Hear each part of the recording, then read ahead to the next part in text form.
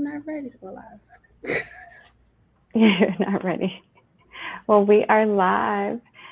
Thank you. Welcome back to Sister Soul Sessions, where we elevate entrepreneurs one soulful conversation at a time. I'm Brittany. And I'm Brandy, and every week we sit down with visionaries, change makers, leaders, and they are building something bigger than themselves.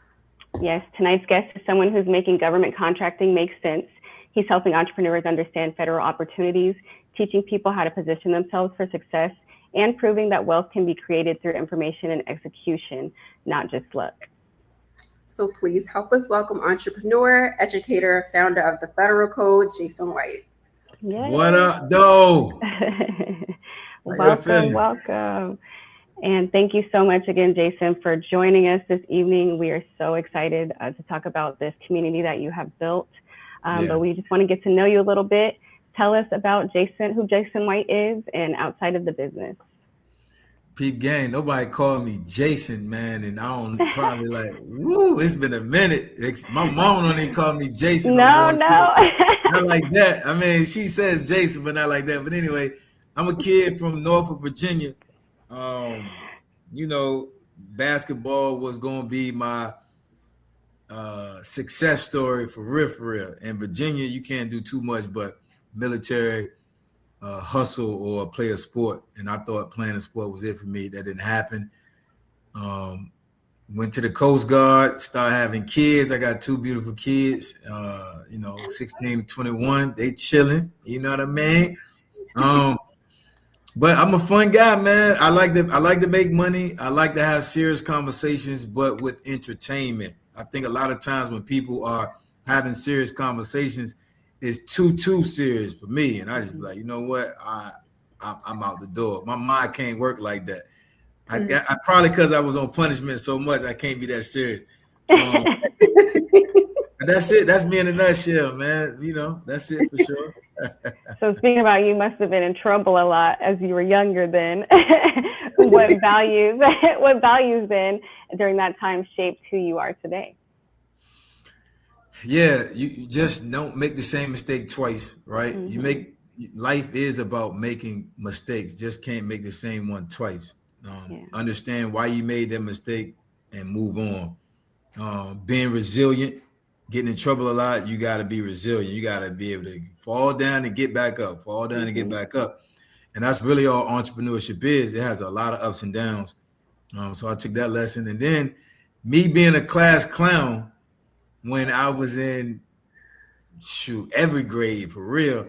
I've been a class clown every single grade, but I didn't know that that was giving me the gift of communication and the gift of persuasion, right? Having people move their bodies and minds in a way that they never thought they could do. That's what laughter does. But then when you switch it over to the business world, that's what being a mentor and a coach is as well. So those are the lessons that I took from uh, you know, my younger years, and that still are fruitful today. Oh, that's Okay. beautiful.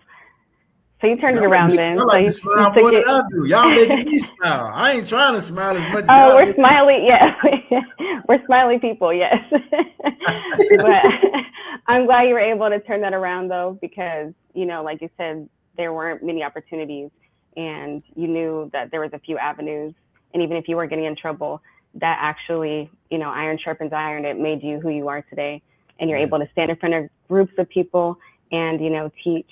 But how did government contracting first find you? Was it intentional, or did you find it by accident? Entrepreneurship wasn't even intentional. So government Okay. contracting wasn't even nowhere on my radar. Like Hmm. government contract, like what? Back in 2008, I was working at the gas station. So a lot of people in your community may know, may not know my story. Um, but I was working at the gas station in 2008 in Norfolk, Virginia, and my friend told me about government contracting. He was going to attempt to get a government contract with trucking. Mm. And being who he is, y'all know this too. It's sometimes it's not the message, it's the vessel that the message comes from. Had the Yeah. message not come from him, I wouldn't have listened to I wouldn't have listened to it. It'd have been on deaf ears. But because of who he was to me, I listened to what he was saying, and then I just, you know, gravitated towards it and kind of locked in. So that's how I found it. And it was a struggle, like Yeah. because I'm impatient. I don't like to read, contrary to a lot of people think. Like I must love to read. I hate it. Um, I must do it though because I'm reading contracts, right? Yeah. And I have to have patience in government contracting too. And I barely graduated from high school, not because I'm Mm. slow or dumb or whatever, but I just I just was bored in high school. I just real bored, and being bored, you know, doesn't give you a great GPA like it's supposed to. So with all those factors, business and government contracting wasn't on my radar. But if it wasn't for my homeboy, I would have never found government contracting and been in this space to talk to you all today. Beautiful. Yep. That's a beautiful story. And then, like, so when we talk about government contract, and that we know a little bit more about your backstory, what is something about your journey that people actually completely get wrong? Ooh, that's a really good question. I'm not sure because a lot of times I'm such an open book when I'm on stage, when I'm on platforms like this one, like your platform, my Instagram, the book that I have. I'm such an open book. I don't know what you know what I got it. I do got it. I got it. I got it. People get wrong that I'm just a internet guy. You know what I Mm, mean? Like they see me on the internet, they think I'm just putting on or something. But then when they meet me in real life, this is who I am. This energy that you're getting is the same energy that I'm gonna give you in person too. So Yeah. a lot of people think I'm just putting on, but this is who I am through and through. A lot of people get that wrong about it. But it go both ways though. You ain't gonna talk no trash on the internet about me. Right. Right. You know what I'm saying? I'm one of them. I'm one of some Twitter fingers. Get people caught up real quick. Yeah, for sure. I think what people get wrong about government contracting, I used to do government contracting, people assume that, and you probably hear this a lot, that you get rich quick. Mm, It doesn't work that way. mm. How would you break down to somebody the process of government contracting from someone who doesn't have any type of knowledge of government contracting? Yeah, so let's just break down real quick what a government contract is, right? So a government contract is the government looking to procure a product or a service through bidding through the bidding process for small businesses. That's how it was originally formulated. Obviously, big businesses can get involved in government contracting, but a government contract at its rare essence is the government looking to procure a product or service from a business through the bidding process. So it's a slow burn. It's not a get rich quick. It's not try to get rich off of one contract either. It's a Mhm. slow burn. It's meticulous. You have to take your time. However, the way I teach government contracting, you can absolutely do this in junction with your business that you have now and with Mhm. your 9 to 5 that you have now, because Mhm. I'm teaching people how to understand the rules of government contracting so you can leverage that to get residual income month after month after month. So to your point, B, it is not a get rich quick, it's a slow burn. However, the rules are there and I break them down in plain English so you can leverage that to be successful in government contracting over time, not overnight. Right. And yeah, I definitely see that that's a misconception. Like you said, you can leverage your 9 to 5 as well. I have a code or something for business development, things like that. And it is something that you really have to read a lot and be invested in. It's a lot of time. Yeah. So with you investing all that time, with where you started with it, you chose to teach instead of just quietly building your own wealth. Why was education so important to you in your mission and teaching others? Well, that's a misconception. I did quietly grow wealth for myself first, but you got to think about it. If I'm Jay at the gas station Mhm. with no car and I'm on a pedal bike, and next time somebody see me, Jay not at the gas station and he got a Mm-hmm. car. Sure. Jay, we ain't seen you in 2 weeks. Where you been at? I was in Mexico. What? How you now? That now people are asking me what am I doing? How am I doing it? And inadvertently, I became a teacher because people physically saw my success, not I was marketing my success, right? So Mm-hmm. Okay. as I'm going along in my neighborhood, and then I'm leaving my neighborhood, I'm getting a house. I'm like, though people start to take notice, and now they want to know what you're doing. So I started to teach then, and for me, it wasn't a thing where, man, you can get rich just like I did, or you can live a better lifestyle like me. It wasn't like that. It was like, look, I know you need some extra money. Go get this government contract. I'm gonna teach you how. It was as simple as that for me, and I kind of still keep it that simple. The education piece is important because you have to know what you're reading. You have to know Mm-hmm. how to read what you're reading. You Yeah. have to be able to properly price um, these contracts to be competitive. So the education of it starts with that, but then it starts from a mindset piece too, because a lot of our people, when we hear federal government contracting, it's already taboo when you use the first word federal, just because of the stigma of our community. So I Mm-hmm. have to retrain the mindset of we can do business with the federal government, except instead of trying to run away, or I don't talk with the feds. Nah, man, let's get this money Yeah. from the feds and do business with them, and let me educate you on what that looks like. So that's why it's so important. We got to go from the mindset shift all the way down to the raw essence of how to effectively submit proposals for a federal government contract.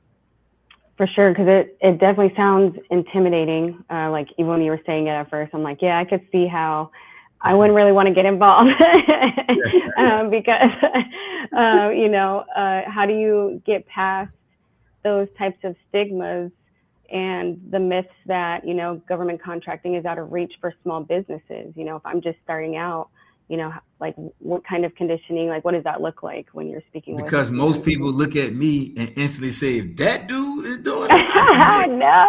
And that's what but that's what I want though, right? That's Yeah, no, what that's beautiful. I Yeah, want, that effect. I don't got yeah. a pool stick up my rear end.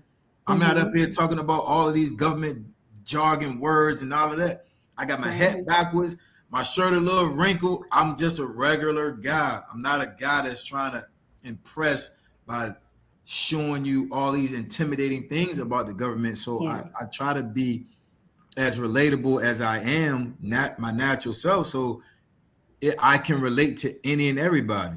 It's not intimidating if I'm the guy talking about you can do it. It's intimidating when it's somebody like somebody other than me saying you can do this, and all straight up and with that pool stick up their rear end like I'm talking about. There's plenty of them up Mhm. there. Somebody in a suit. Yes, and You being know, all stuffy, trying to man. sell Like me government something. contracting is easy, but it's only Mhm. easy if you got the right guidelines to go in that particular path. And again, when you look at what I do and how I teach, everybody can do it. We're looking at government contracts. We're looking at potential subcontractors. We're putting them together with my price point on top, and then we're wash, rinse, repeating that. Like Mhm. everybody has been a middle person in their life. I don't hook my man up with his girlfriend. His girlfriend became his wife. They ain't give me no check. They just Right. I don't even think I went to the wedding. You know what I'm saying? Wow. My goodness. but Yeah. they still but they still married. I didn't get a check. Yeah. But if I marry a federal government opportunity with a company that can do it, and I'm in the middle of the deal, I'm getting a check every single month, and ain't Mhm. nothing better than that. I love that. Making it real simple, a simple funnel. That's it. Getting to the monies. But someone watching this who has never in life, better yet, I ask you something different. All right. My question to you is going to be, do you have any mentors? And how did you figure this out on your own? Yeah. So I have I've had a mentor, but not with government contracting. I had a mentor Mhm. on just how to be a man. Um, and in my journey in government contracting, I was bouncing certain things off of him to just figure out which way should I go. But he couldn't tell me. You can't ask somebody directions to California that's never been, right? Mhm. he gonna send you all over the damn place. He ain't never been. He don't know. So Mhm.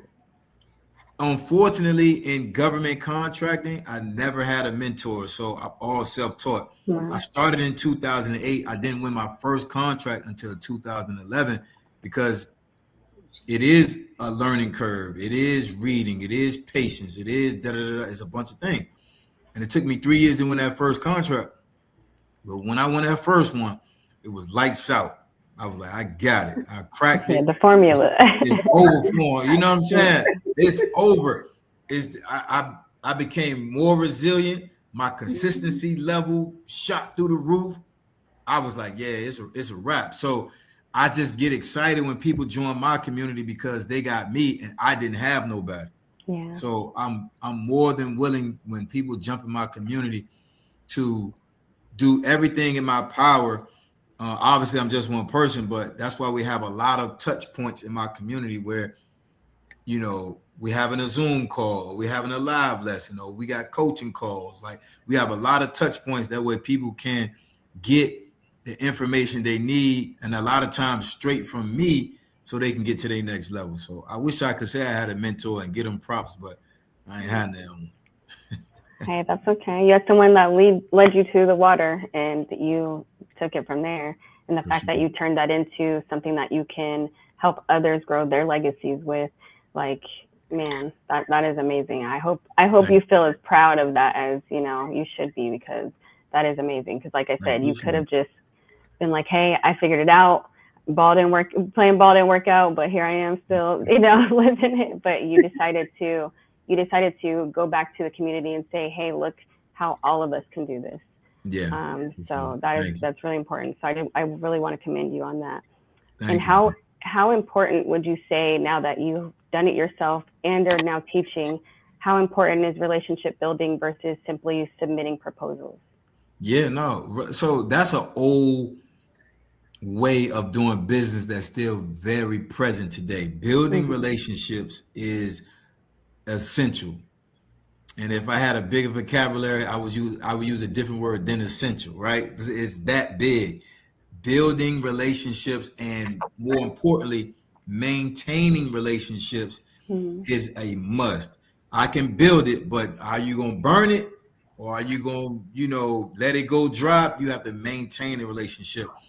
People think just submitting proposals is how you win government contracts. No, ma'am. No, sir. Mm-hmm.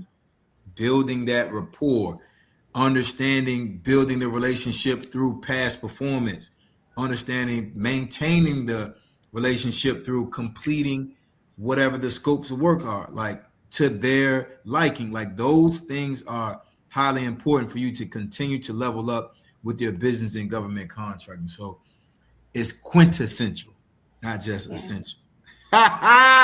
Hit Look, it, he was hit like, it. "Oh, he got one. He figured it out." I'm like, there it is. He was gonna find one of them $5 ones. Yes, I like Ah, it. listen, man. Let me tell I y'all love something. it. I never knew what my gift was. Right? Mm-hmm. People say, "Oh, you got to find out what's the word they be using. You got to find your not your purpose, not your gift, but uh, it's a word people be saying."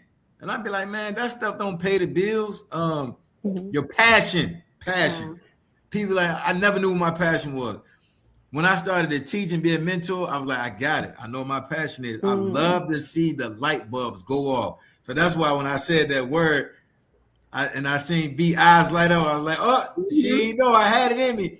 And another Oh, thing wait. is, yeah, I know. Another thing is like as I'm talking, I'm Mm. actually thinking as I'm talking, and that's a gift Yeah. while I'm on stage. Like I can see how the crowd is moving, and I'm like, all right. And I'm finishing my sentence or wrapping up. I'm like, okay, they kind of feeling that, but I'm about to say this right after that. I'm gonna hit them with blah blah blah blah blah. Like that's a gift that I didn't know It is. that ties into my purpose. Because Mm-hmm. if I'm teaching you and you're not understanding this learning style, I can quickly switch to another learning style. And then once I see that you got it, I just keep us on that road. So my bad, I had to Yeah. sidebar that. Like that's a passion, No, yes. new passion. I love it. You can And even talk about it that you're passionate about what it is Hmm. that you're teaching. So Yeah. Yeah. I never thought it was me. If y'all would have known me in high school, woo, I was tough. I was rough. So what would the high school you say about you now? Yeah, man, he'd think I'm cool. He'd think I'm cool. Number one, you know, he'd be like, "Man, I can't believe you had kids." He wouldn't believe that. Um, you know, he would absolutely be proud of who I am, how I treated my Mm, family, how I treat my friends from yeah. back then, and how I just stayed loyal to a lot of situations that I could have easily just, removed myself from. And I probably should have removed myself from. But Hmm. when when you are the positive light in people's lives, they can turn your way versus them turning the other way around. So Yes. I Yes. just felt like I hate. Don't y'all know that phrase? When you the smartest person in the room, you need another room. Yes. That makes no sense to me. When you the smartest person in the room, it's time to bring everybody up to your level, and then y'all all leave that room. So Mm, I'm not gonna get smart and bounce from the room that I've been in for 10, 15 years. I'm gonna get smart, teach them, and then I'm gone because we all gonna leave, and I'm gonna go to a different room. mm, So I don't. My clan is very small, but we all, again, my homeboy told me about government contracting. yeah. Just think, if he didn't tell me about government contracting because he's the smartest person in the room, he need another room. You know what I mean? right. He reached back and told me, I reached back and told people. So we Mm, we are literally a clan of each one teach one. So yes. yeah, I'm gonna stay on that path for sure. As it should be. I'm glad that we have someone in our community still thinking in that way, Yeah, because our dollar our dollar lifespan is so short. very. And to know that, a lot of the things that we were excluded from was government money, period.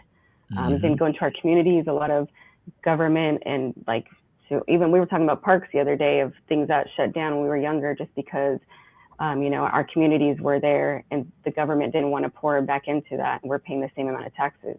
So for you to be teaching something like that, it is very essential to just our community and how we're going to continue to build legacies, and things like that. So it's just very important that you're doing this work. Like I don't know if people understand. Like you make it sound so simple now, but it's something that we were excluded from completely. That just wasn't Absolutely. Absolutely. something for our community at all. Absolutely. Um, with how long you've been doing it now, what industries are you seeing the biggest opportunities in over like the next 5 years? The biggest one of all, AI, of course, Yes, right? AI that's is what I'm getting going into. Yeah. AI is going crazy. Then we got obviously logistics, which is basically trucking, and Okay. dispatching. Like the government is still big on that because they don't just do trucking through land. I mean, logistics through land. They do logistics through sea and air, and it's tons of government contracts for that. We're talking about, yeah, those are two of the biggest. But a lot of people sleep on armed and unarmed security, and I don't know Hmm. why, but they sleep on it. And that is an industry that not only has had an increase over the past 5 years, but I think will continue to increase based off of who we have as president, who we have as senators, and who we have as governors and mayors, Mm. right? For obvious Okay. reasons. So they create public government contracts Mhm. for those, and a lot of people stay away from them, but they create them for total small businesses. So, though I think if I had a top three, those would be my top three industries that are head and shoulders above dishing out money like free lunch. Well, I'm glad you said something about AI. I want to be a little selfish here because that's what Go I'm ahead. trying to get into. Because AI is changing everything. That's what I do for work and have some certifications in it. How do you see AI impacting government contracting? And like I said, selfishly, what types of government contracts should we be looking into for that? Yeah, so you got you behind the eight ball because if you still looking, man, they already out there, right? So when that AI thing, whatever that is, however you call it, when the AI got that record deal. What was that? 2 years Yeah. ago? A year ago? Oh yeah, yeah. All It right. was about a year ago.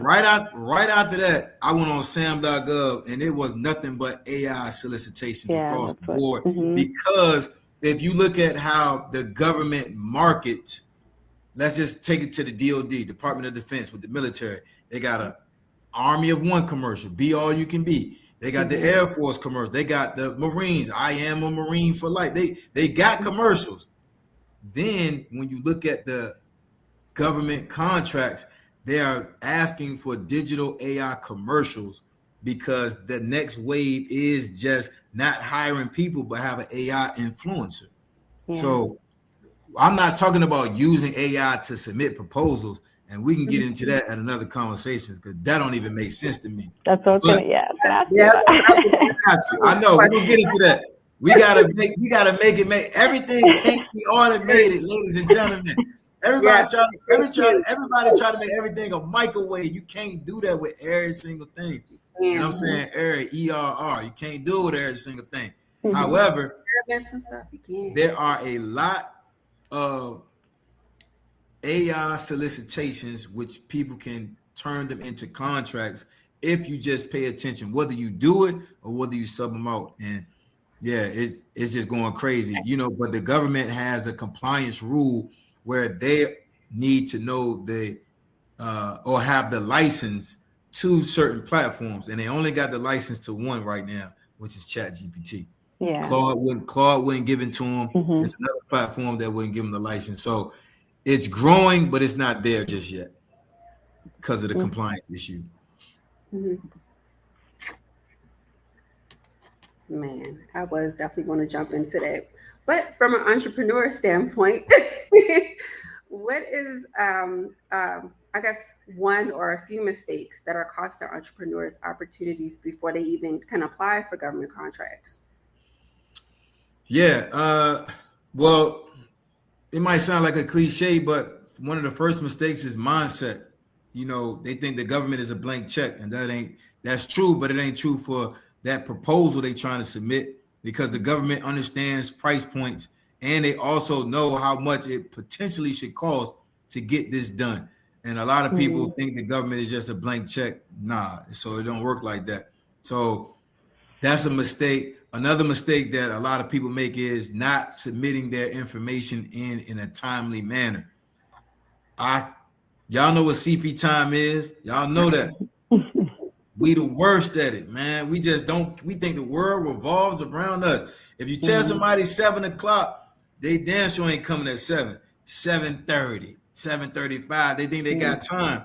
With Mhm. these government contracts and these federal proposals, if they say January the 10th at 3:30, they actually mean January the 6th at 6 a.m. They want that thing need to be in there early. So a lot of people Yeah. make a mistake with with their time. And then another thing is they just don't effectively communicate, right? The Mhm. corporate mind is let me send this snazzy email and I'm good to go. Mhm. But that's when they ain't really taking over like they supposed to, because you're supposed to communicate with them with all avenues that they have to communicate and Okay. read between the lines with that, right? You feel me? So most people are still being very corporate, not understanding they're working on their business, not somebody else's. So when you're working on your business, you need to handle it as such. And a lot of people still make mistakes like they working for somebody else. When you submit a proposal, you're working for yourself. So you got to go 110%, not just that Mhm. 90% you be doing at your 9 to 5. It's your business now. You got to go hard. Go to the ball. Don't wait for it to get to you. Straight That entire part. Mm-hmm. So then when it comes to government contracting and entrepreneurs, realistically, what should they expect before landing their first contract? Because obviously, when people become entrepreneurs, I don't know what it is. I don't know who is telling these people these things, but when they become entrepreneurs, they get that LLC, they get everything they need in line, and then they say, "All right, I'm going to go ahead and start applying for these contracts," and they expect a return. So, Yeah. what are some realistic mistakes that they do, or how long should an entrepreneur wait before they land their first contract? Well, the how long they wait is really up to them, right? Because submitting proposals is a numbers game. If you submit one per month, that's 12 per year. You probably ain't gonna win no contract. But Mm-hmm. if you get your numbers up, you submit 10 in a month, that's 120 a year. You good, you good. It's a numbers game. And one of the things is you cannot get emotionally attached to submitting a proposal. Some of my students do it. They submit a proposal and then it come back that they didn't actually get awarded their contract. Now they upset. I'm like, how much money you spent to submit that thing? $0. Relax and go submit another Go do one. another one. It's, Yeah. it's a mental, it's a mental callous. Again, a lot of people are microwave successful, meaning every time they do something, they're extremely good at it. Well, this you got to learn a little bit, and you got to have patience not only with the government but with yourself. So the mistakes they make is putting unnecessary time constraints on when they should be awarded. Who told you how long it was going to take? Who told you that? Mm-hmm. Nobody told you you're gonna win a contract in a month if you get started. Nobody told you that. It ain't gonna take you 3 years like it did me, but it damn sure you ain't gonna submit one and then get awarded right then and there. Now, can it happen? I've seen it happen with some of my students, and I was like, man, that's an anomaly. Be blessed. Then they don't win one for another 4 months, and now they just strap. You see what I'm saying? So it was a gift Yeah. and a curse. So one of the things I tell a lot of people that I speak to, especially my students, don't put these unnecessary time expectations on yourself. The expectation should be learn the process thoroughly, and winning will take care of itself. It always will. For sure. Mm-hmm. But how does it feel like when one of your students does land their first contract with you? Like Yeah. what excitement? Tell me like what that feels like because you told them and they did it and like now they're Yeah. there. It's man, it's such a humbling feeling. Mm-hmm. It's such a joy because I didn't do it. I just gave them the information, right? Mm-hmm. And because I gave them the information and they put it in action, now they got the real knowledge. You know what I'm saying? Mm-hmm. So it's like faith without works is dead. And they Mm-hmm. put the information into action and learn Yeah. and actually won a contract. And it's just a joyous feeling that I can't even explain. They thank me, but I turn around and thank them, right? Because Mm-hmm. knowledge isn't power. Applied knowledge is power. And because they applied it, now they have the power. So I just, um, the first word that comes to mind is a humbling feeling when one of my students win a contract and tell me. A lot of them don't tell me. You got to understand, I got over 25,000 plus students. Mm-hmm. All of them don't come and tell me I want to kind of Yeah. They're just like, like, thank you. Yeah. yeah, they just like, man, that joint work. I'm gonna just keep doing it. You know what I'm saying? Okay. Like, Yeah. so Mm-hmm. again, if they were all to tell me, a lot of them that do end up telling me that they won their first contract and excited to report back, it's a humbling feeling like no other for sure. Mm-hmm. But obviously, proof is in the pudding because, yeah, having how many students? Let's hear that again. Because Yeah, I got over 25,000 plus. Yeah, for sure. okay, yeah, that's what I'm saying. Yes. So obviously, they're coming back and telling you. I guess. Yeah. They doing enough of it, but I mean, they all gonna be trying to hit me up. Yeah, that's awesome. That's awesome. Now, with that and having so many people under you now and under your tutelage, what responsibility do successful entrepreneurs have to pull others up, do you feel? I feel you have to keep evolving in the way that you present the information. Mm, You have to, right? Because the as AI grows and as the speed of obtaining information grows, then you have to stay in line with that. Because if I'm still teaching the same way I did when I first came out in 2018, 2019, some people ain't gonna vibe with that, right? for So sure. I think it's important for other entrepreneurs teaching entrepreneurs, you have to stay ahead of your own teaching style. And you have to understand what your community needs on a daily basis, Mm, not a monthly, not a yearly, on a daily basis. You have to understand the needs of your community. And that's one of the things that I'm proud of and my team is proud of, because in my community, we're always trying to figure out new ways to support, have them engage, see if they're learning.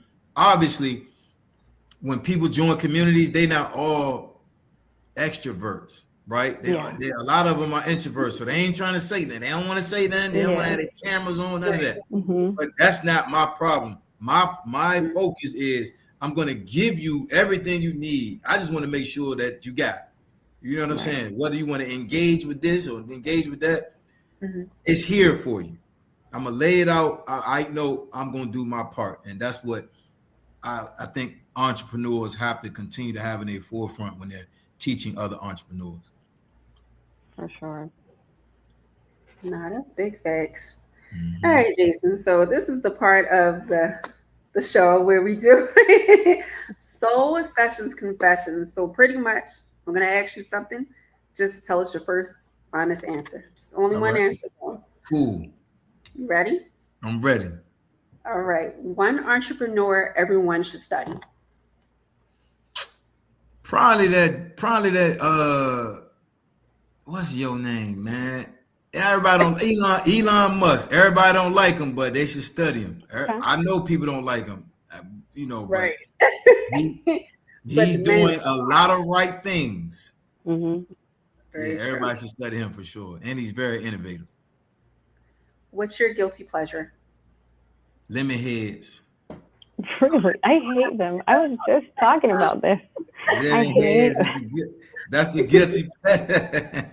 Man, those are so good.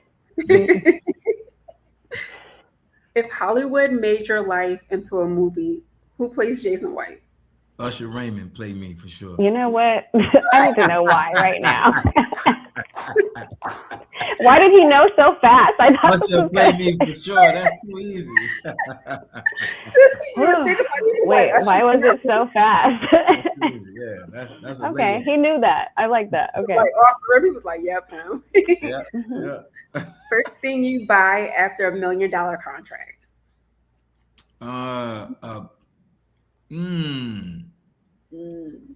That's a good one, because I've done several different things, but a nice section at a lounge. Okay. I gotta keep it real. I'm gonna celebrate. That was real. About a nice section at a lounge. Celebration right away. Yes, I love it. Celebrating. Absolutely. And I gotta be the only person in the section too. Just to tell you. That's it, yo. I'm in that dolo. I done did that plenty of times. And then I leave. One app you can't live without. School app. That's what my community is housed at. So I can't live without it. I gotta test the people. I love it. Still learning that app. I'm gonna get it though. You will. What's something you're still healing from? Oh man, we're gonna get a little vulnerable. My father passing away. I'm still healing from that. He passed away 8 years ago now, but that was my man. We had a broken relationship. Then when I started having kids, he mended the relationship through my kids, and then we was best friends. Then he ended up passing away, so I'm still healing from it. So sorry to hear that. It's all good. Yeah, definitely. My condolences, and I know that's important to For you sure. because you think you have to bridge the gap between not only yourself but also with your children, their relationship with your dad. So Yep. And then, what's one habit that's changed your life? Getting up early. I think that happened through the military. I never had a problem being a morning person, but in the military, you gotta get up damn near 4:30, 5 o'clock. But that changed my life though. So being in the military helped me, create that habit of getting up early in the morning. Okay. And then finish this sentence. I wish more entrepreneurs understood blank.